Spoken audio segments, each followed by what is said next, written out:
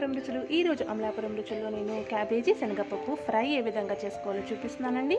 So దానికోసం నేను ఒక 1/2 kg క్యాబేజీని తీసుకుని దాన్ని చిన్న చిన్న ముక్కలుగా కట్ చేసి పెట్టుకున్నాను. అలాగే శనగపప్పు ఒక 1/2 అవర్, మీకు టైం ఉంటే ఒక 1/2 అవర్ నానబెట్టుకోవచ్చు. లేకపోతే మనం జస్ట్ ఒక 2 times వాష్ చేసేసుకుని తీసుకున్నటువంటి శనగపప్పు.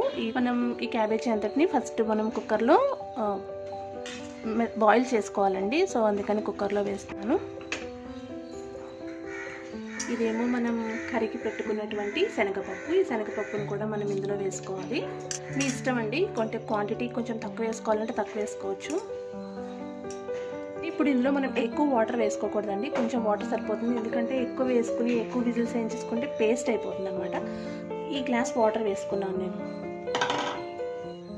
అలాగే కొంచెం ఆయిల్, జస్ట్ కొంచెం. ఇప్పుడు మనం క్యాబేజీ శనగపప్పు అలాగే ఒక గ్లాస్ ఆఫ్ వాటర్, కొంచెం ఆయిల్ యాడ్ చేసుకున్నాం కదండి. అలాగే కొంచెం పసుపు, కొంచెం సాల్ట్ కూడా యాడ్ చేసుకుంటున్నాం. అలాగే ఒక 2 లవంగాలు, దాల్చిన చెక్క. మనం ఒక 3 విజిల్స్ వేయించుకోవాలి దీన్ని.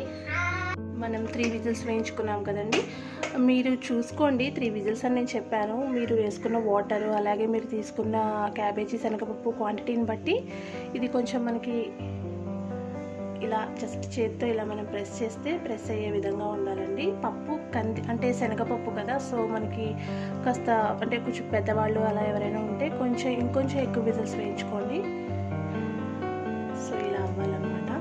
క్యాబేజీ అయితే ఈజీగా అయిపోతుందండి, బట్ శనగపప్పు కొంచెం టైం తీసుకుంటుంది కదా. అండ్ మనం ఫస్ట్ తీసుకున్న అన్ని మనం ఇందులో ఇంగ్రీడియంట్స్ అన్ని వేసుకున్న తర్వాత ఒకసారి కలుపుకుని మనం విజిల్స్ పెట్టుకోవాలండి. ఒకవేళ మనం కలుపుకోకుండా కనుక విజిల్స్ పెట్టుకున్నట్లయితే పప్పు పైనే ఉంది, అంటే నేను పైన యాడ్ చేశాను కాబట్టి. సో మనం కింద పప్పు వేసుకుని పైన క్యాబేజీ వేసుకున్నా అంటే మనకి 2 ఉడకాలి, అది మెయిన్. ఎలా వేసుకున్నా మనం కలుపుకోవాలన్నమాట. కలుపుకుని పెట్టుకుంటే మనకి ఈ విధంగా వస్తుంది. ఒకవేళ ఎవరైనా కొంచెం వాటర్ ఎక్కువైనా కూడా మనం అదంతా కూడా తీసేసుకుంటే బాగుంటుంది కూర. నేను ఇంకా ఇందులో రిమైనింగ్ ఏదైనా వాటర్ ఉంటే వచ్చేస్తుందని చెప్పేసి ఈ విధంగా వేస్తున్నానండి. మనకి ఫ్రై లాగా రావాలి కదా, అందుకని మనం అలా కిందకు వచ్చిన వాటర్ని కూడా మనం కొంచెం తాలింపది వేసుకుని పప్పు కట్లా కూడా చేసుకోవచ్చండి. చాలా బాగుంటుంది టేస్ట్. లేదంటే సాల్ట్ వేసుకుని కూడా తాగేసేయచ్చు, ఏమీ ప్రాబ్లం లేదు. సో ఈ విధంగా మనకి కిందకి వాటర్ అంతా కూడా సెపరేట్ అయిపోతుంది. ఇది ఈ విధంగా మనకి డ్రైగా అయిపోతుందండి. కిందకి వాటర్ ఈ విధంగా దిగింది. మనం ఇందులో ఈ లవంగాలు ఇవి యాడ్ చేసుకున్నాం కదా, తీసేసుకోవాలంటే ఇక్కడే తీసేసుకోవచ్చు, లేదు పర్వాలేదు అనుకుంటే ఉంచేసుకోవచ్చు. ఇది మనం మంచి ఫ్లేవర్ కోసం యాడ్ చేసుకున్నాం అనమాట. ఇప్పుడు దీనికి మనం తాలింపు వేసుకుందాం. తాలింపు వేసుకోవడానికి మనం ముందుగా స్టవ్ వెలిగించి ప్యాన్ పెట్టుకుని ఆయిల్ యాడ్ చేసుకుంటున్నామండి.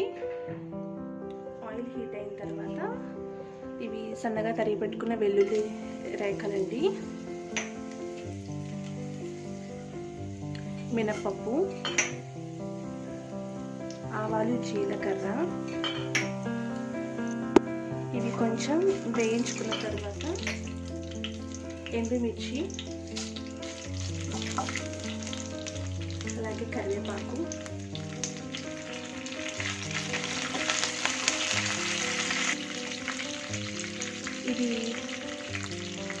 ఇది నేను ఇంట్లో చేసి పెట్టుకున్న మసాలా అండి. దీంట్లో అన్ని హోల్ గరం మసాలా ఉంటుంది, అల్లం వెల్లుల్లి కూడా ఉంటుంది, అది కొంచెం యాడ్ చేసుకున్నాం. ఇప్పుడు దీనంతటిని కొంచెం ఫ్రై చేసుకోవాలి. ఫ్లేమ్ చాలా స్లోలో పెట్టుకోవాలండి, స్లిమ్లో. ఎందుకంటే మాడిపోయినా అంత టేస్ట్ ఉండదు. జస్ట్ లైట్గా వేయించుకోవాలి అన్నీ కూడా. దీంట్లో మనం ఎండుమిర్చి యాడ్ చేసాం కదండి, ఓన్లీ ఎండుమిర్చి కారం సరిపోతుంది అనుకుంటే ఇంకా కారం యాడ్ చేసుకోవాల్సిన అవసరం ఉండదు. లేదు మనకి కొంచెం స్పైస్ కావాలి అనుకుంటే నేను కొంచెం కారం కూడా యాడ్ చేస్తున్నానండి. అలాగే మనం ఆల్రెడీ క్యాబేజీ ఉడకపెట్టుకున్నప్పుడు పసుపు యాడ్ చేసుకున్నాం. అలాగే ఇప్పుడు మళ్ళీ కొంచెం పసుపు యాడ్ చేస్తున్నాను. సాల్ట్ కూడా ఒకసారి చెక్ చేసుకోండి. దీని అంతటిని కొంచెం ఈ విధంగా మనం వేయించుకున్నాం కదా, ఈ పోపు అంతా కూడా ఇప్పుడు దీంట్లో ఈ ఉడికించుకున్నటువంటి క్యాబేజీ శనగపప్పుని యాడ్ చేసుకుందాం.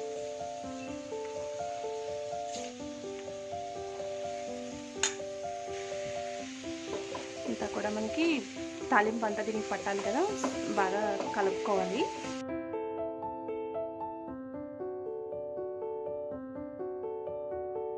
మనం ఆల్రెడీ ఉడకపెట్టుకున్నప్పుడే సాల్ట్ యాడ్ చేసుకున్నాం కదండి, ఒకసారి చెక్ చేసుకోండి. లేదు సాల్ట్ తక్కువగా అనిపిస్తే ఇప్పుడే యాడ్ చేసుకుందాం. కొంచెం మనం మగ్గించుకోవాలి దీన్ని అంతా కూడా. ఇది మనం కొంచెం మగ్గించుకుంటున్నాం కదండి, అదే వేపుకుంటున్నాం కదా. ఈ వేపుకునేటప్పుడు మనం హైలో పెట్టేసుకుని దగ్గరుండి వేపుకుంటేనే టేస్ట్ బాగుంటుందండి. సిమ్లో పెట్టేసుకుని వెళ్ళిపోయి మనం వేరే ఏదో పనులు చేసుకుంటూ ఉంటే ఇది మళ్ళీ మనకి కొంచెం దగ్గరగా అయిపోతుంది అనమాట. సో నేను దగ్గరుండి చేస్తున్నాను. ఫైనల్గా నేను కొంచెం కొబ్బరి యాడ్ చేస్తున్నానండి. ఇది ఇంట్రెస్ట్ ఉంటే వేసుకోవచ్చు, లేకపోతే స్కిప్ చేయండి, ప్రాబ్లం లేదు. నేను బాగుంటుందని చెప్పేసి యాడ్ చేస్తున్నాను. కొంచెం కొబ్బరి పౌడర్ చేసి వేసుకుంటున్నాను.